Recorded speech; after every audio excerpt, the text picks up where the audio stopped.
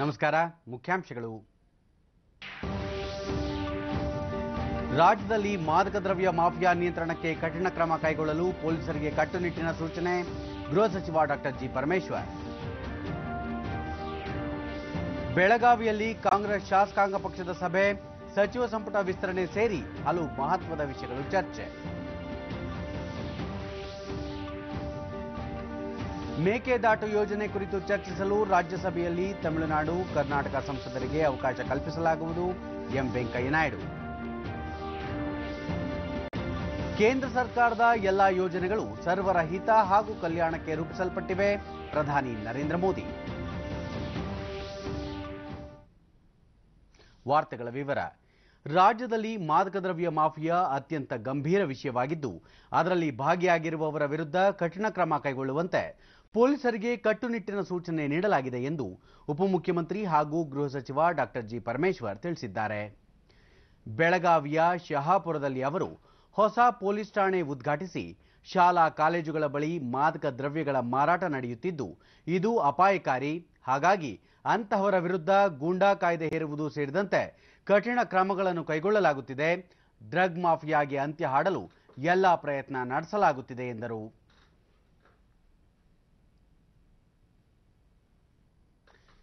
ಸ್ವಚ್ಛ ಭಾರತ ಅಭಿಯಾನದಡಿ ರಾಜ್ಯದಲ್ಲಿ ಈಗಾಗಲೇ 72 ಲಕ್ಷ ಶೌಚಾಲಯಗಳನ್ನು ನಿರ್ಮಿಸಲಾಗಿದ್ದು, ಉಳಿದ 4,60,000 ಕುಟುಂಬಗಳಿಗೆ ಶೌಚಾಲಯ ನಿರ್ಮಿಸಲು ಸರ್ಕಾರ ಮಂಜೂರಾತಿ ನೀಡಿದೆ ಎಂದು ಗ್ರಾಮೀಣಾಭಿವೃದ್ಧಿ ಸಚಿವ ಕೃಷ್ಣ ಬೈರೇಗೌಡ ವಿಧಾನ ಪರಿಷತ್ತಿನಲ್ಲಿಂದು ತಿಳಿಸಿದ್ದಾರೆ. ಪ್ರಶ್ನೋತ್ತರ ಅವಧಿಯಲ್ಲಿ ಅವರು ಸದಸ್ಯ ಎನ್ ಅಪ್ಪಾಜಿಗೌಡ ಪ್ರಶ್ನೆಗೆ ಉತ್ತರಿಸಿ, ಜನವರಿ ಅಂತ್ಯದೊಳಗೆ ಶೌಚಾಲಯಗಳ ನಿರ್ಮಾಣ ಕಾರ್ಯ ಪೂರ್ಣಗೊಳ್ಳಲಿದೆ. ಶೌಚಾಲಯಗಳನ್ನು ಗೋದಾಮು ಮತ್ತಿತರ ಉದ್ದೇಶಗಳಿಗೆ ಬಳಸಿಕೊಳ್ಳದಂತೆ ಜನರಲ್ಲಿ ಜಾಗೃತಿ ಮೂಡಿಸಲಾಗುತ್ತಿದೆ ಎಂದರು.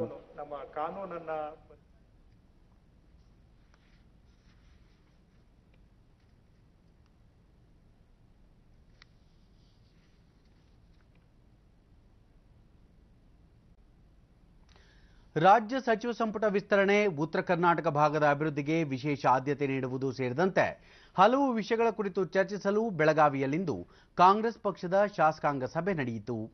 ಮಾಜಿ ಮುಖ್ಯಮಂತ್ರಿ ಸಿದ್ದರಾಮಯ್ಯ ನೇತೃತ್ವದಲ್ಲಿ ನಡೆದ ಸಭೆಯಲ್ಲಿ ಉಪಮುಖ್ಯಮಂತ್ರಿ ಡಾಕ್ಟರ್ ಜಿ ಪರಮೇಶ್ವರ್, ಕೆಪಿಸಿಸಿ ಅಧ್ಯಕ್ಷ ದಿನೇಶ್ ಗುಂಡೂರಾವ್, ಸಚಿವರಾದ ಡಿಕೆ ಶಿವಕುಮಾರ್, ಕೆಜೆ ಜಾರ್ಜ್, ಪಕ್ಷದ ಕಾರ್ಯಾಧ್ಯಕ್ಷ ಈಶ್ವರ್ ಖಂಡ್ರೆ ಸೇರಿದಂತೆ ಸಚಿವರು, ಶಾಸಕರು ಭಾಗವಹಿಸಿದ್ದರು. ನಂತರ ಸಿದ್ದರಾಮಯ್ಯ ಸಭೆಯಲ್ಲಿ ಸಚಿವ ಸಂಪುಟ ವಿಸ್ತರಣೆ, ನಿಗಮ ಮಂಡಳಿ ಅಧ್ಯಕ್ಷರ ನೇಮಕ ಸೇರಿದಂತೆ ಉತ್ತರ ಕರ್ನಾಟಕದ ಪ್ರಮುಖ ಸಮಸ್ಯೆಗಳ ಬಗ್ಗೆ ಚರ್ಚಿಸಲಾಯಿತು. ಆ ಬಗ್ಗೆ ಸಮನ್ವಯ ಸಮಿತಿಯ ಸಭೆಯಲ್ಲಿ ಮುಖ್ಯಮಂತ್ರಿ ಅವರೊಂದಿಗೆ ಚರ್ಚಿಸಿ ಪರಿಹಾರ ಕಂಡುಕೊಳ್ಳುವ ನಿಟ್ಟಿನಲ್ಲಿ ಕ್ರಮ ಕೈಗೊಳ್ಳಲು ತೀರ್ಮಾನಿಸಲಾಯಿತು ಎಂದರು. ಕೆಲವು ಶಾಸಕರು ಅನುದಾನ ಬಿಡುಗಡೆಯಾಗದ ಹಿನ್ನೆಲೆ ಅಭಿವೃದ್ಧಿ ಕಾರ್ಯಗಳು ಸ್ಥಗಿತಗೊಂಡಿವೆ ಎಂದು ಅಸಮಾಧಾನ ವ್ಯಕ್ತಪಡಿಸಿದರು. ಆ ಬಗ್ಗೆ ಪರಿಶೀಲಿಸಿ ಕ್ರಮ ಕೈಗೊಳ್ಳಲಾಗುವುದು ಎಂದು ಸಿದ್ದರಾಮಯ್ಯ ಹೇಳಿದರು.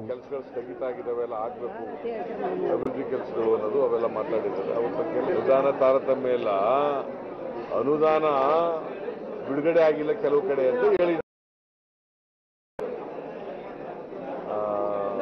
ಅಷ್ಟೇ. ಮತ್ತೆ ಮಂತ್ರಿಮಂಡಲ 22ಕ್ಕೆ ಮಾಡ್ತೀವಿ ಅಂತ ಹೇಳಿದ್ದೀವಿ ಅಷ್ಟೇ. ಕೆಲವರು ಮಂತ್ರಿಮಂಡಲ ಯಾವಾಗ ಮಾಡ್ತಾರೆ ಅಂತ ಹೇಳಿದ್ರು, ಮಾಡ್ತೀವಿ 22ಕ್ಕೆ ಅಂತ ಹೇಳಿದ್ರು. ಉತ್ತರ ಕರ್ನಾಟಕಕ್ಕೂ ಸ್ವಲ್ಪ ಹೆಚ್ಚು ಆದ್ಯತೆ ಕೊಡಬೇಕು ಮಂತ್ರಿಮಂಡಲ ಮಾಡುವಾಗ, ಮತ್ತೆ ಇದನ್ನ ಮಾಡುವಾಗ, ಬೋರ್ಡ್ ಕಾರ್ಪೊರೇಷನ್ಗಳು ಮಾಡುವಾಗ ಅಂತ ಹೇಳಿದ್ದಾರೆ.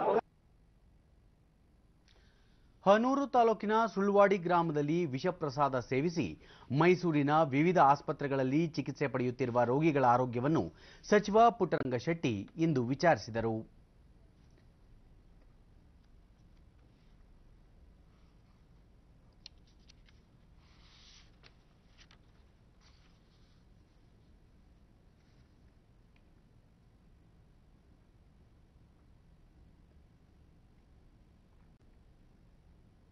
ಪುಟ್ಟರಂಗಶೆಟ್ಟಿ, ಸರ್ಕಾರಿ ಹಾಗೂ ಖಾಸಗಿ ಸೇರಿ ಮೈಸೂರಿನ 13 ಆಸ್ಪತ್ರೆಗಳಲ್ಲಿ ಚಿಕಿತ್ಸೆ ನೀಡಲಾಗುತ್ತಿದೆ. ಇದರಲ್ಲಿ 7 ಮಂದಿ ಗಂಭೀರ ಸ್ಥಿತಿಯಲ್ಲಿದ್ದು, ಒಬ್ಬರು ಮೃತಪಟ್ಟಿದ್ದಾರೆ. ಗಂಭೀರ ಸ್ಥಿತಿಯಲ್ಲಿರುವ ರೋಗಿಗಳಿಗೆ ಸೂಕ್ತ ಚಿಕಿತ್ಸೆ ನೀಡಲು ಸೂಚಿಸಲಾಗಿದೆ ಎಂದು ತಿಳಿಸಿದರು. ಅವರಿಗೆಲ್ಲ ಇವತ್ತು ಸರ್ಕಾರದಿಂದ ಪರಿಹಾರ 5 ಲಕ್ಷ ರೂಪಾಯಿ ಅಂತ ಆಯಾ ಮನೆಗಳಿಗೆ ಕೊಡ್ತಕ್ಕಂಥದ್ದನ್ನ ಮಾಡಿದ್ದೀವಿ. ಕೆಲವು ಆಹಾರ ಪದಾರ್ಥಗಳನ್ನು ಕೊಡಬೇಕು ಅಂತ ತೀರ್ಮಾನ ಮಾಡಿ ಇವತ್ತು ಎಲ್ಲರಿಗೂ ಸ್ವಲ್ಪ ಯಾರನ್ನೂ ಡಿಸ್ಚಾರ್ಜ್ ಮಾಡ್ಸೋಕೆ ಹೋಗಲ್ಲ. ಇನ್ನೂ ಅವರು ಒಂದು ವಾರಗಟ್ಟಲೆ ಇದ್ದು ಫುಲ್ಲು 20 ಜನ ಇವಾಗ ಡಿಸ್ಚಾರ್ಜ್ ರೆಡಿ ಇದ್ರೂ ಮಾಡ್ತಾ ಇಲ್ಲ, ಮಾಡಬೇಡಿ ಅಂತ ಹೇಳ್ತೀವಿ. ಹನೂರು ಶಾಸಕ ನರೇಂದ್ರ ಮೃತರ ಕುಟುಂಬದ ಸದಸ್ಯರಿಗೆ ಸರ್ಕಾರದ ವತಿಯಿಂದ ಇಂದು ತಲಾ 5 ಲಕ್ಷ ರೂಪಾಯಿ ಪರಿಹಾರ ವಿತರಿಸಲಾಗುವುದು.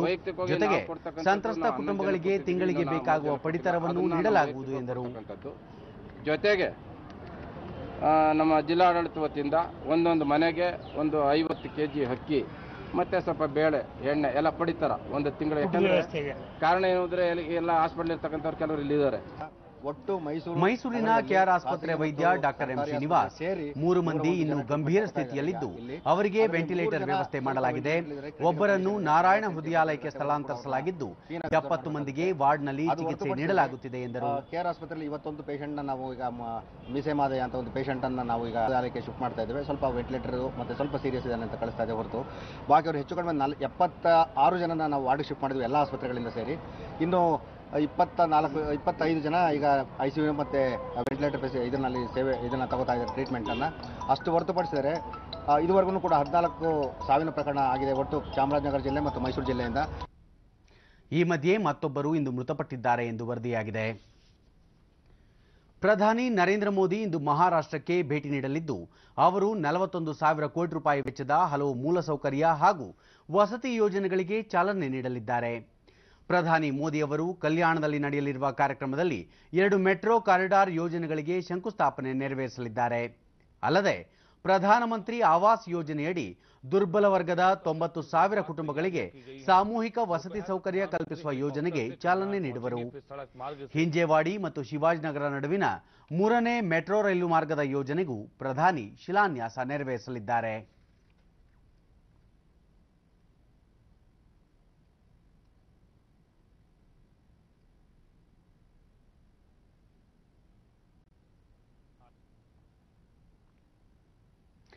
ರಫೇಲ್ ಒಪ್ಪಂದ ಮತ್ತಿತರ ವಿಷಯಗಳು ಇಂದು ಸಹ ಲೋಕಸಭೆಯಲ್ಲಿ ಪ್ರತಿಧ್ವನಿಸಿ ಪ್ರತಿಪಕ್ಷಗಳ ಗದ್ದಲ ಕೋಲಾಹಲದಿಂದಾಗಿ ಕಲಾಪವನ್ನು ನಾಳೆಗೆ ಮುಂದೂಡಲಾಯಿತು.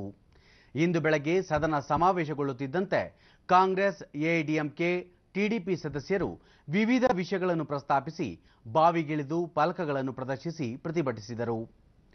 ಕಾಂಗ್ರೆಸ್ ಸದಸ್ಯರು ರಫೇಲ್ ಒಪ್ಪಂದ ಕುರಿತ ತನಿಖೆಯನ್ನು ಜಂಟಿ ಸಂಸದೀಯ ಸಮಿತಿಗೆ ಒಪ್ಪಿಸಬೇಕು ಎಂದು ಒತ್ತಾಯಿಸಿದರು. ಎಐಎಡಿಎಂಕೆ ಸದಸ್ಯರು ಉದ್ದೇಶಿತ ಮೇಕೆದಾಟು ಯೋಜನೆ ವಿರೋಧಿಸಿ ಪ್ರತಿಭಟಿಸಿದರೆ ಟಿಡಿಪಿ ಸದಸ್ಯರು ಆಂಧ್ರಪ್ರದೇಶಕ್ಕೆ ವಿಶೇಷ ಸ್ಥಾನಮಾನಕ್ಕಾಗಿ ಒತ್ತಾಯಿಸಿದರು. ಗದ್ದಲದ ನಡುವೆ ಸಭಾಧ್ಯಕ್ಷರು ಕಲಾಪವನ್ನು ಮಧ್ಯಾಹ್ನ 12 ಗಂಟೆಗೆ ಮುಂದೂಡಿದರು. ಮತ್ತೆ ಸದನ ಸೇರುತ್ತಿದ್ದಂತೆ ಲೋಕಸಭೆಯಲ್ಲಿ ಕಾಂಗ್ರೆಸ್ ನಾಯಕ ಮಲ್ಲಿಕಾರ್ಜುನ ಖರ್ಗೆ, ಕಾಂಗ್ರೆಸ್ ಯಾವುದೇ ಚರ್ಚೆಗೆ ಸಿದ್ಧವಿದೆ, ಆದರೆ ಪ್ರಧಾನಿಯವರು ಸದನಕ್ಕೆ ಬಂದು ಒಂದು ಮಾತನ್ನೂ ಆಡಿಲ್ಲ, ರಫೇಲ್ ಒಪ್ಪಂದ ತನಿಖೆಯನ್ನು ಜಂಟಿ ಸಂಸದೀಯ ಸಮಿತಿಗೆ ವಹಿಸಬೇಕು ಎಂದು ಒತ್ತಾಯಿಸಿದರು.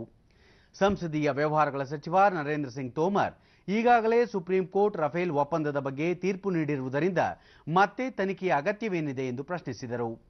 ಪ್ರತಿಪಕ್ಷದ ಸದಸ್ಯರು ಇದಕ್ಕೆ ಆಕ್ಷೇಪ ವ್ಯಕ್ತಪಡಿಸಿ ಫಲಕಗಳನ್ನು ಹಿಡಿದು ಘೋಷಣೆಗಳನ್ನು ಕೂಗಿದರು. ಆಡಳಿತ ಪಕ್ಷದ ಸದಸ್ಯರು ಸಹ ರಾಹುಲ್ ಗಾಂಧಿ ಕ್ಷಮೆಯಾಚಿಸಬೇಕು ಎಂಬ ಫಲಕಗಳನ್ನು ಹಿಡಿದು ಘೋಷಣೆ ಕೂಗಿದರು.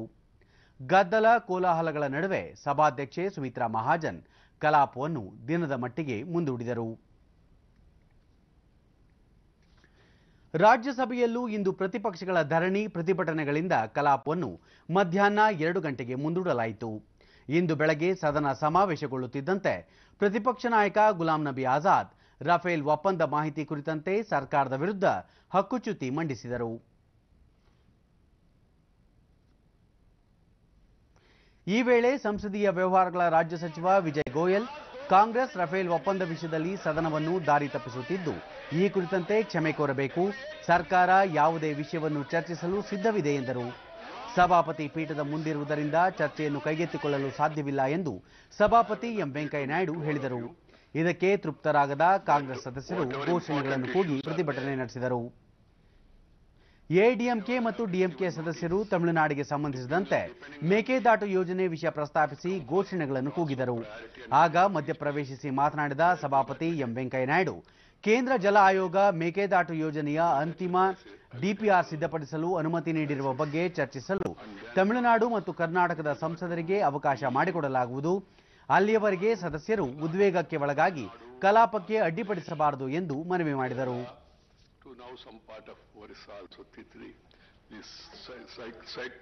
ಆದರೂ ಗದ್ದಲ ಕೋಲಾಹಲ ಮುಂದುವರೆದ ಹಿನ್ನೆಲೆಯಲ್ಲಿ ಕಲಾಪವನ್ನು ಮಧ್ಯಾಹ್ನ 2 ಗಂಟೆವರೆಗೆ ಮುಂದೂಡಲಾಯಿತು. With regard to the notice given by members, with regard to that Central Water Commission's decision on Meghdatu issue, I am willing to have a discussion in the House, and then I will be asking the concerned minister to come and respond to the members' queries, if any. Only thing is, because it's an interstate issue, I don't want members to go beyond a point and then create further controversies, because it will again raise tempers outside. Follow this much advice. That is my appeal to all of you. Please, Honorable Chairman, sir, we appreciate that. ಕೇಂದ್ರ ಸರ್ಕಾರದ ಎಲ್ಲ ನೀತಿಗಳು ಮತ್ತು ಯೋಜನೆಗಳು ಸರ್ವರ ಹಿತ ಹಾಗೂ ಕಲ್ಯಾಣಕ್ಕಾಗಿ ರೂಪಿಸಲ್ಪಟ್ಟಿವೆ ಎಂದು ಪ್ರಧಾನಿ ನರೇಂದ್ರ ಮೋದಿ ಹೇಳಿದ್ದಾರೆ. ಮುಂಬೈನಲ್ಲಿಂದು ಖಾಸಗಿ ವಾಹಿನಿ ಆಯೋಜಿಸಿದ್ದ ಸರ್ಜಿಂಗ್ ಇಂಡಿಯಾ ಸಮಾವೇಶದಲ್ಲಿ ಅವರು ಭಾರತದ ಶಕ್ತಿ ಮತ್ತು ಸಾಮರ್ಥ್ಯ ಏನೆಂಬುದು ಇಂದು ಇಡೀ ವಿಶ್ವಕ್ಕೆ ಗೊತ್ತಾಗುತ್ತಿದೆ, ಭಾರತಕ್ಕೆ ಎಲ್ಲೆಡೆ ಮಾನ್ಯತೆ ದೊರೆಯುತ್ತಿದೆ, ಎಲ್ಲ ವಲಯಗಳಲ್ಲೂ ಎಲ್ಲ ಆಯಾಮಗಳಿಂದಲೂ ಭಾರತವನ್ನು ಗುರುತಿಸಲಾಗುತ್ತಿದೆ, ಒಪೆಕ್ನಂತಹ ಪ್ರತಿಷ್ಠಿತ ಒಕ್ಕೂಟದಲ್ಲಿ ಭಾರತ ಸದಸ್ಯ ದೇಶವಲ್ಲದಿದ್ದರೂ ಭಾರತದ ಸಲಹೆ ಅಭಿಪ್ರಾಯಗಳನ್ನು ಪಡೆಯಲಾಗುತ್ತಿದೆ ಎಂದರು. ಅತಿ ದೊಡ್ಡ ತೆರಿಗೆ ಸುಧಾರಣೆಯಾದ ಜಿಎಸ್ಟಿ ಜಾರಿಯಿಂದ ಮಾರುಕಟ್ಟೆಯ ವ್ಯವಸ್ಥೆಯಲ್ಲಿ ಕಾರ್ಯಕ್ಷಮತೆ ಹೆಚ್ಚಿದೆ. ಈ ವ್ಯವಸ್ಥೆ ಜಾರಿಯಿಂದ ವ್ಯಾಪಾರಿಗಳಿಗೆ ಅಧಿಕಾರಿಗಳಿಂದ ಅನಗತ್ಯ ತೊಂದರೆ ತಪ್ಪಿದೆ. ಜಿಎಸ್ಟಿಯನ್ನು ಆಗಿಂದಾಗ್ಗೆ ಸರಳೀಕರಣಗೊಳಿಸಲಾಗುತ್ತಿದೆ ಎಂದು ಹೇಳಿದರು. ದೇಶದ ಅಭಿವೃದ್ಧಿಗೆ ಮಾಧ್ಯಮದ ಪಾತ್ರ ಬಹುದೊಡ್ಡ ಕೊಡುಗೆ ನೀಡಿದೆ. ಭಾರತದ ವಿಕಾಸದ ಅರ್ಥವ್ಯವಸ್ಥೆಗೆ ಮಾಧ್ಯಮಗಳು ಕೈಜೋಡಿಸಬೇಕು. ಸರ್ಕಾರದ ಯೋಜನೆಗಳು ಸಾಮಾನ್ಯ ಜನರಿಗೆ ತಲುಪುವಲ್ಲಿ ಮಾಧ್ಯಮಗಳ ಪಾತ್ರ ಮಹತ್ವದ್ದು ಎಂದು ಪ್ರಧಾನಿ ತಿಳಿಸಿದರು. विशेष प्रावधान किए जाते हैं. ओपेक जैसी संस्थाओं में प्रतिनिधित्व न होने के बावजूद भारत की बात वहां सुनी जाती है. साथियों, ये दुनिया में भारत के प्रति बड़े विश्वास और हमारे मजबूत संबंधों का ही परिणाम है कि भारत को धोखा देने वाले, हमारी व्यवस्थाओं से खेलने वालों को कानून के कटघरे में खड़ा किया जा रहा है. आज हम उस स्थिति की तरफ पहुंच रहे हैं जहां 99% चीजें, 99% चीजें 18% या उससे कम टैक्स के दायरे में लाई जा सकती है. और हम उस दिशा में आगे बढ़ रहे हैं. उसके बाद जो 1-आधा% लग्जरी आइटम्स होंगे वो ही शायद 18% के बाहर रह जाएंगे. हमारा यह मत है कि जीएसटी को जितना सरल और सुविधाजनक किया जा सकता है उसे किया जाना चाहिए. देश की दशा और दिशा पर विचार करने के लिए इस प्रकार के आयोजन कर आप नए आइडियाज, नए सॉल्यूशंस के लिए भी लोगों को प्रेरित कर रहे हैं. और इसके लिए भी आप सभी को बहुत बहुत बधाई. देशवासियों में कुछ करने की इच्छा जगे, देश को आगे बढ़ाने की इच्छा जगे, ये बहुत आवश्यक है. जैसी स्वराज के आंदोलन की स्पिरिट थी, वैसी ही सुराज्य के आंदोलन की ऊर्जा होनी चाहिए.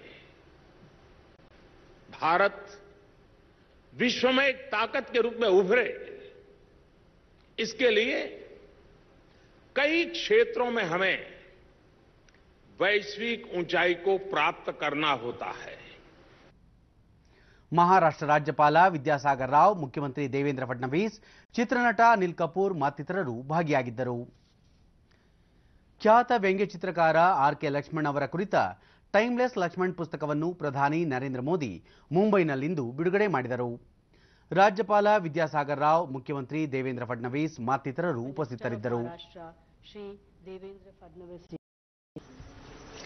I now request Mr. Nandu Gupta, Director of RKIPR and Joint Managing Director, Agro Division Indo Amines, to honor and welcome our honorable cartoons and would often tell her, common man to him was like Mickey Mouse.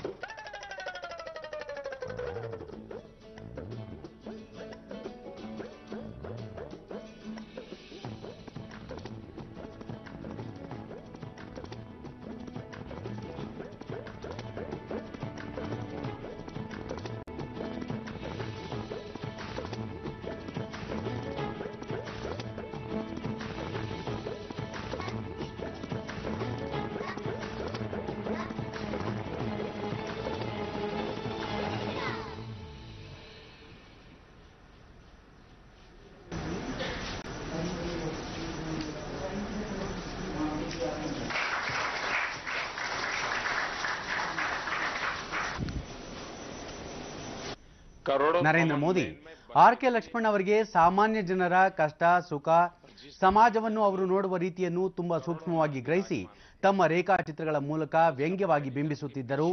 RK. Lakshman ಕೋಟ್ಯಾಂತರ ಸಾಮಾನ್ಯ ಜನರ ಮನದಲ್ಲಿ ಇಂದಿಗೂ ಉಳಿದಿದ್ದಾರೆ ಎಂದು ಸ್ಮರಿಸಿದರು. मैं तो देवेंद्र जी से भी आग्रह करूंगा, अगर हो सके तो महाराष्ट्र की कोई यूनिवर्सिटी एक केस स्टडी करे और क्या कार्टून के माध्यम से 4-5 दशक की समाज की अवस्था, समाज का मनोविज्ञान, राजनीति के चौराहे पर चलती गतिविधियां, देश की अपेक्षाएं और सरकारों की वृत्ति प्रवृत्ति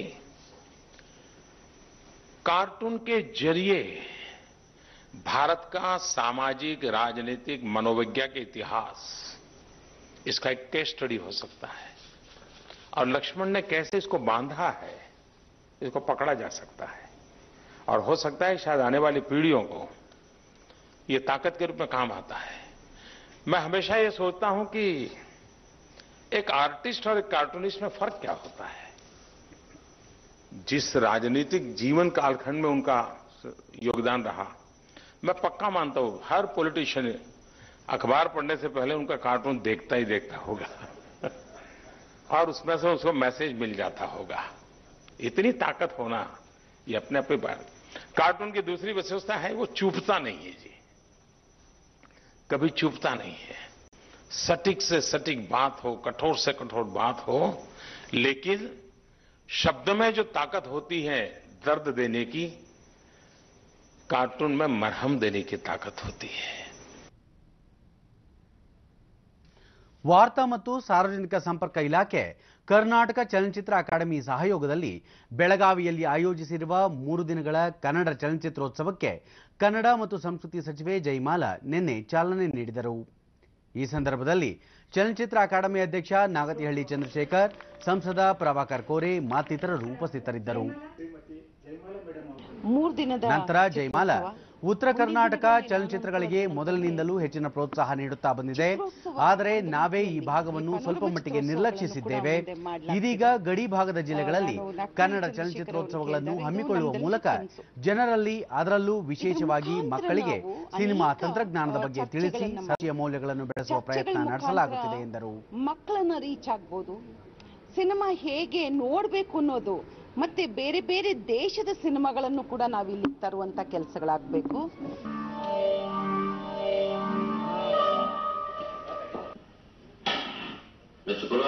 ಒಂದು ಮುಖ್ಯವಾದ ವಿಷಯ ಮಾತಾಡಬೇಕು, ಇಮಿಡಿಯೇಟ್ ಆಗಿ ಬನ್ನಿ. ರಾಜ್ಯದಿಂದ ಗೋವಾಕ್ಕೆ 4 ಚಕ್ರದ ವಾಹನಗಳು ಸೇರಿದಂತೆ ಲಘು ವಾಹನಗಳಲ್ಲಿ ಮೀನು ಸಾಗಾಣಿಕೆಗೆ ಯಾವುದೇ ನಿರ್ಬಂಧವಿಲ್ಲ ಎಂದು ಕಂದಾಯ ಸಚಿವ ಆರ್.ವಿ. ದೇಶಪಾಂಡೆ ಬೆಳಗಾವಿಯಲ್ಲಿ ನಿನ್ನೆ ತಿಳಿಸಿದ್ದಾರೆ. ಇತ್ತೀಚೆಗೆ ಗೋವಾ ಸರ್ಕಾರ ಅನ್ಯ ರಾಜ್ಯಗಳಿಂದ ಮೀನು ಸಾಗಾಣಿಕೆಗೆ ನಿರ್ಬಂಧ ವಿಧಿಸಿದ್ದರಿಂದ ರಾಜ್ಯದ ಉತ್ತರ ಕನ್ನಡ, ದಕ್ಷಿಣ ಕನ್ನಡ ಹಾಗೂ ಉಡುಪಿ ಜಿಲ್ಲೆಗಳ ಮೀನು ಮಾರಾಟಗಾರರಿಗೆ ತೊಂದರೆಯಾಗಿತ್ತು. ಆದರೆ ಈ ಬಗ್ಗೆ ಗೋವಾದ ಆರೋಗ್ಯ ಸಚಿವ ವಿಶ್ವಜಿತ್ ರಾಣೆ ಅವರೊಂದಿಗೆ ಸಮಾಲೋಚಿಸಲಾಗಿದೆ.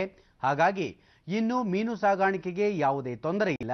ಆದರೆ ಭಾರೀ ವಾಹನಗಳಲ್ಲಿ ಮೀನು ಸಾಗಣೆ ಮಾಡಬೇಕಾದರೆ ಪ್ರಮಾಣ ಪತ್ರ ಸಲ್ಲಿಸುವ ಅಗತ್ಯವಿದೆ ಎಂದು ದೇಶಪಾಂಡೆ ಹೇಳಿದ್ದಾರೆ.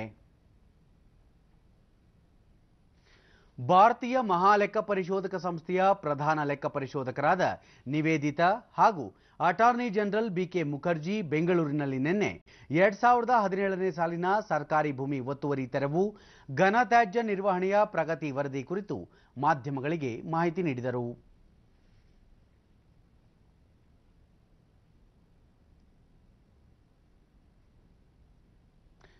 ಬಿಕೆ ಮುಖರ್ಜಿ ಕರ್ನಾಟಕ 1,71,791 ಚದರ ಕಿಲೋಮೀಟರ್ ಭೂಮಿ ಹೊಂದಿದ್ದು ಅದರಲ್ಲಿ 64 ಲಕ್ಷ ಎಕರೆ ಕಂದಾಯ ಭೂಮಿ ಆಗಿದೆ. ಅರಣ್ಯ, ಗ್ರಾಮ ಠಾಣಾ, ನಗರ ಪ್ರದೇಶ ವಲಯಗಳಲ್ಲಿ ಸರ್ಕಾರಿ ಭೂಮಿ ಇದೆ. 2017ರಲ್ಲಿ ಈ ಪ್ರದೇಶಗಳಲ್ಲಿ ಒತ್ತುವರಿಯಾಗಿರುವ ಭೂಮಿ ತೆರವು ಮತ್ತು ಸಂರಕ್ಷಣೆ ಮಾಡಿರುವ ಸರ್ವೆ ನಡೆಸಲಾಗಿದೆ ಎಂದರು.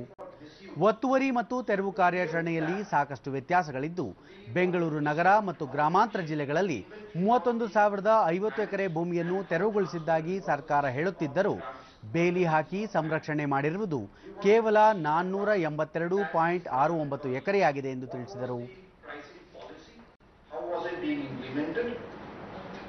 There are certain rules applicable with the grant for lease of land. We have also placed another. ಇದೇ ವೇಳೆ ಪ್ರಧಾನ ಲೆಕ್ಕ ಪರಿಶೋಧಕರಾದ ನಿವೇದಿತಾ ಘನತ್ಯಾಜ್ಯ ನಿರ್ವಹಣೆಯ ಸರ್ವೆ ಮಾಹಿತಿ ನೀಡಿದರು. Regularization of unauthorized occupation of government lands. So this is the full form of the report, and again we have an abridged version which is this.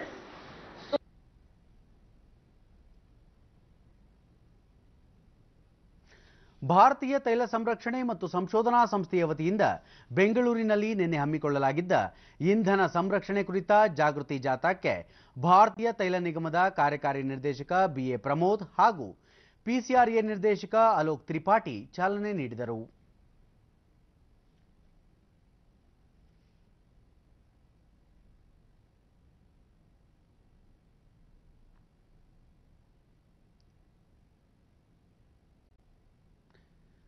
ನಂತರ ಪ್ರಮೋದ್ ಜಾಗೃತಿ ವಾಹನ ಬೆಂಗಳೂರಿನಿಂದ ಹೊರಟು ಮಂಡ್ಯ, ಮೈಸೂರು, ಗದಗ್, ಹುಬ್ಬಳ್ಳಿ, ಧಾರವಾಡ, ಬಿಜಾಪುರ ಇತ್ಯಾದಿ ನಗರಗಳ ಮೂಲಕ 3,000 ಕಿಲೋಮೀಟರ್ ಸಂಚರಿಸಿ ಇಂಧನ ಸಂರಕ್ಷಣೆ ಕುರಿತು ಅರಿವು ಮೂಡಿಸಲಿದೆ ಎಂದರು.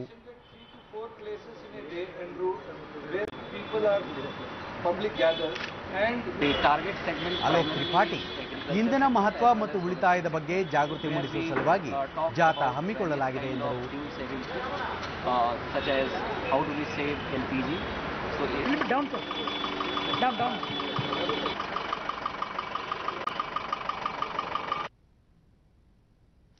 ಕೇಂದ್ರ ಸಾಂಖ್ಯಿಕ ಮತ್ತು ಕಾರ್ಯಕ್ರಮ ಜಾರಿ ಸಚಿವಾಲಯದ ವತಿಯಿಂದ ರಾಷ್ಟ್ರೀಯ ಮಾದರಿ ಸಮೀಕ್ಷೆ ಹಮ್ಮಿಕೊಳ್ಳುವ ಹಿನ್ನೆಲೆಯಲ್ಲಿ ಬೆಂಗಳೂರಿನಲ್ಲಿ ನಿನ್ನೆ ಕ್ಷೇತ್ರ ನಿರ್ವಹಣಾಧಿಕಾರಿಗಳ ತರಬೇತಿ ಕಾರ್ಯಕ್ರಮ ನಡೆಯಿತು.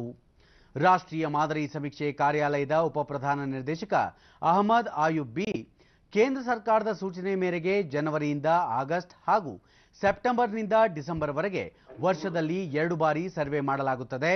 ಅಗತ್ಯ ಅಂಕಿಅಂಶಗಳನ್ನು ಸಂಗ್ರಹಿಸುವುದು ಸರ್ವೆಯ ಮುಖ್ಯ ಉದ್ದೇಶವಾಗಿದೆ ಎಂದು ಹೇಳಿದರು. The houses which are selected will be visited twice. During the January and August one visit, and the second visit will be from September to December. So 2 visits we are making. Just it itself says why we are making. In the first visit we will be collecting what is happening as this year, that is July 18 to December 18. Their land, livestock holdings, all details will be writing between January to August in the selected households. And in the second visit, we will be getting the information from January to June.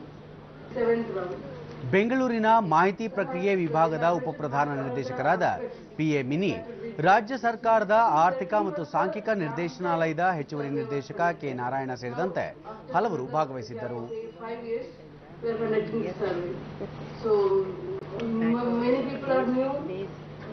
SSOs are aware of the surveys, but the field investigators, they are very new to this. ಭಾರತೀಯ ಬಾಹ್ಯಾಕಾಶ ಮತ್ತು ಸಂಶೋಧನಾ ಸಂಸ್ಥೆ ಇಸ್ರೋ ನಾಳೆ ದೇಶದ 35ನೇ ಸಂವಹನ ಉಪಗ್ರಹ GSAT 7A ಉಪಗ್ರಹವನ್ನು ಉಡಾವಣೆ ಮಾಡಲಿದೆ. ಆಂಧ್ರಪ್ರದೇಶದ ಶ್ರೀಹರಿಕೋಟಾದ ಸತೀಶ್ ಧವನ್ ಬಾಹ್ಯಾಕಾಶ ಕೇಂದ್ರದಿಂದ ಉಪಗ್ರಹವನ್ನು GSLV F-11 ವಾಹಕದಿಂದ ಉಡಾಯಿಸಲು ಸಕಲ ಸಿದ್ಧತೆ ನಡೆದಿದೆ. ಉಪಗ್ರಹದ ಉಡಾವಣೆಗೆ ಇಳಿ ಎಣಿಕೆ ಆರಂಭವಾಗಿದ್ದು, ಈ ಉಪಗ್ರಹ 8 ವರ್ಷಗಳ ಜೀವಿತಾವಧಿಯನ್ನು ಹೊಂದಿದ್ದು, ಇದು ಭಾರತೀಯ ಸಂವಹನ ವಲಯಕ್ಕೆ ಹೆಚ್ಚಿನ ಬಲ ತಂದುಕೊಡಲಿದೆ ಎಂದು ಇಸ್ರೋ ಹೇಳಿದೆ. ಕೇಂದ್ರದ ಮಹತ್ವಾಕಾಂಕ್ಷಿ ಪ್ರಧಾನಮಂತ್ರಿ ಉಜ್ವಲ ಯೋಜನೆಯನ್ನು ದೇಶದ ಎಲ್ಲ ಬಡ ಕುಟುಂಬಗಳಿಗೆ ವಿಸ್ತರಿಸುವ ಮಹತ್ವದ ನಿರ್ಧಾರವನ್ನು ಕೇಂದ್ರ ಸಚಿವ ಸಂಪುಟ ನಿನ್ನೆ ಕೈಗೊಂಡಿದೆ. ಬಡ ಜನರಿಗೆ ಉಚಿತ ಅಡುಗೆ ಅನಿಲ ಸಂಪರ್ಕ ಕಲ್ಪಿಸುವ ಈ ಯೋಜನೆ ವಿಸ್ತರಣೆಗೆ ಪ್ರಧಾನಿ ನರೇಂದ್ರ ಮೋದಿ ನೇತೃತ್ವದ ಸಚಿವ ಸಂಪುಟ ನಿರ್ಧಾರ ಕೈಗೊಂಡಿದೆ ಎಂದು ಕೇಂದ್ರ ಪೆಟ್ರೋಲಿಯಂ ಸಚಿವ ಧರ್ಮೇಂದ್ರ ಪ್ರಧಾನ್ ಸಭೆಯ ನಂತರ ತಿಳಿಸಿದರು. ಮುಂದಿನ ವರ್ಷದ ವೇಳೆಗೆ 13 ಕೋಟಿ ಕುಟುಂಬಗಳಿಗೆ ಉಚಿತ ಅಡುಗೆ ಅನಿಲ ವಿತರಿಸುವ ಗುರಿ ಹೊಂದಲಾಗಿದೆ.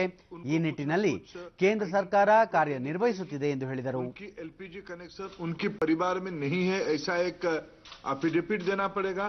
ऐसे छोटे छोटे 14 पॉइंट की एक एफिडेविट देने के बाद ऐसे जो वंचित लोग रह जाएंगे, यानी पहली बार भारत सरकार ने जो हमारी एक योजना रही है सबके साथ सबकी विकास, आज सही मायने में भारत की सारे घरों में यानी सारे घरों में स्वच्छ ईंधन पहुंचे, ये आज की निर्णय के बाद हो पाएगा. ಕೇಂದ್ರ ಕಾನೂನು ಮತ್ತು ನ್ಯಾಯ ಸಚಿವ ರವಿಶಂಕರ್ ಪ್ರಸಾದ್ ತಮಿಳುನಾಡಿನ ಮದುರೈನಲ್ಲಿ 1264 ಕೋಟಿ ಮತ್ತು ತೆಲಂಗಾಣದ ಬಿಬಿ ನಗರಗಳಲ್ಲಿ 1028 ಕೋಟಿ ರೂಪಾಯಿ ವೆಚ್ಚದಲ್ಲಿ ಅಖಿಲ ಭಾರತ ವೈದ್ಯಕೀಯ ವಿಜ್ಞಾನಗಳ ಸಂಸ್ಥೆ ಏಮ್ಸ್ ಸ್ಥಾಪಿಸಲು ಸಂಪುಟ ಅನುಮೋದನೆ ನೀಡಿದೆ. ಇದರಿಂದಾಗಿ ದಕ್ಷಿಣ ಭಾರತದಲ್ಲಿ ಜನರಿಗೆ ಉತ್ತಮ ವೈದ್ಯಕೀಯ ಸೇವೆ ಲಭ್ಯವಾಗಲಿದೆ ಎಂದರು. तो अपने आप में बहुत बड़ी उपलब्धि है. महात्मा गांधी सेतु के समानांतर पटना में गंगा जी के ऊपर एक 4 लेन ईच का बनने जा रहा है एक नया. ಇಂದು ವೈಕುಂಠ ಏಕಾದಶಿ. ಇದರ ಅಂಗವಾಗಿ ರಾಜಧಾನಿ ಬೆಂಗಳೂರು ಸೇರಿದಂತೆ ರಾಜ್ಯಾದ್ಯಂತ ವಿಷ್ಣು ದೇವಾಲಯಗಳಲ್ಲಿ ವಿಶೇಷ ಅಲಂಕಾರ ಪೂಜೆ ಜರುಗುತ್ತಿದೆ. ಅಪಾರ ಸಂಖ್ಯೆಯ ಭಕ್ತಾದಿಗಳು ಬೆಳಗಿನಿಂದಲೇ ದೇವಾಲಯಗಳಿಗೆ ಭೇಟಿ ನೀಡಿ ಸರತಿ ಸಾಲಿನಲ್ಲಿ ನಿಂತು ದೇವರ ದರ್ಶನ ಪಡೆಯುತ್ತಿದ್ದಾರೆ. ಇಂದು ಸ್ವರ್ಗದ ಬಾಗಿಲು ತೆರೆಯಲಿದೆ ಎಂಬ ನಂಬಿಕೆ ಇದೆ.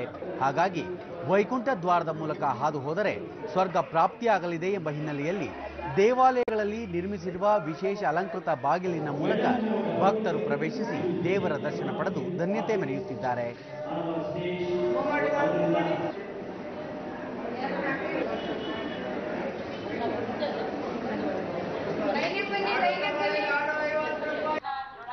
ಮಲ್ಲೇಶ್ವರದ ಕೋದಂಡರಾಮಪುರ ದೇಗುಲದಲ್ಲೂ ವಿಶೇಷ ಅಲಂಕಾರ ಮಾಡಲಾಗಿತ್ತು. ಮಹಿಳೆಯರು ಬೆಳಗಿನಿಂದಲೇ ವಿಶೇಷ ಪೂಜೆ ಪುನಸ್ಕಾರ ಪಾರಾಯಣಗಳಲ್ಲಿ ನಿರತರಾಗಿದ್ದರು.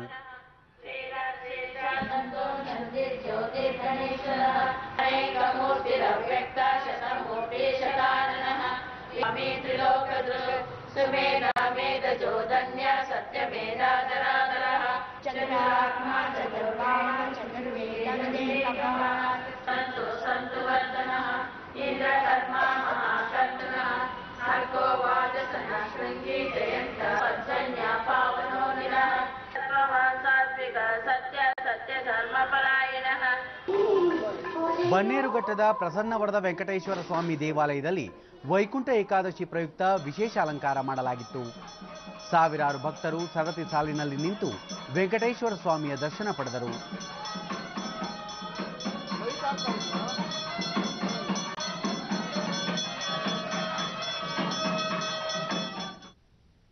ನೆಲಮಂಗಲದಲ್ಲಿ ವೈಕುಂಠ ಏಕಾದಶಿ ಪ್ರಯುಕ್ತ ಬೆಳಗ್ಗೆ 4 ಗಂಟೆಯಿಂದಲೇ ದೇಗುಲಗಳಲ್ಲಿ ವಿಶೇಷ ಅಲಂಕಾರ ಪೂಜೆಗಳನ್ನು ಹಮ್ಮಿಕೊಳ್ಳಲಾಗಿದ್ದು, ಸಾವಿರಾರು ಭಕ್ತರು ಲಕ್ಷ್ಮೀ ವೆಂಕಟೇಶ್ವರ ದೇಗುಲಕ್ಕೆ ಆಗಮಿಸಿ ವಿಶೇಷ ಪೂಜೆ ಸಲ್ಲಿಸಿದರು.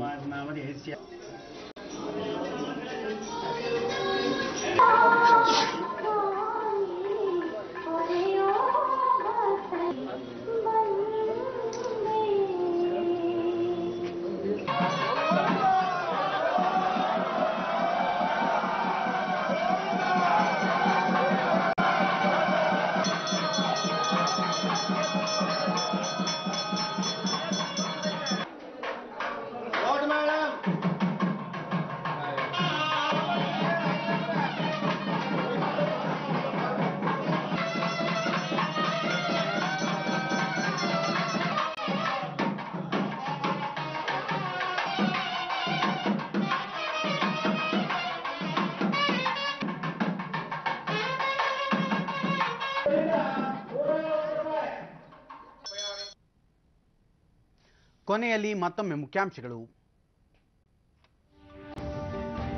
ರಾಜ್ಯದಲ್ಲಿ ಮಾದಕ ದ್ರವ್ಯ ಮಾಫಿಯಾ ನಿಯಂತ್ರಣಕ್ಕೆ ಕಠಿಣ ಕ್ರಮ ಕೈಗೊಳ್ಳಲು ಪೊಲೀಸರಿಗೆ ಕಟ್ಟುನಿಟ್ಟಿನ ಸೂಚನೆ, ಗೃಹ ಸಚಿವ ಡಾಕ್ಟರ್ ಜಿ ಪರಮೇಶ್ವರ್.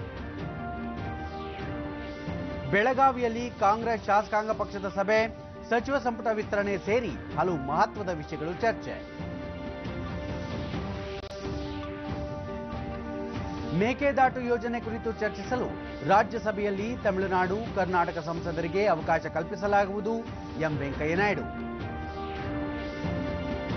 ಕೇಂದ್ರ ಸರ್ಕಾರದ ಎಲ್ಲಾ ಯೋಜನೆಗಳು ಸರ್ವರ ಹಿತ ಹಾಗೂ ಕಲ್ಯಾಣಕ್ಕೆ ರೂಪಿಸಲ್ಪಟ್ಟಿವೆ, ಪ್ರಧಾನಿ ನರೇಂದ್ರ ಮೋದಿ.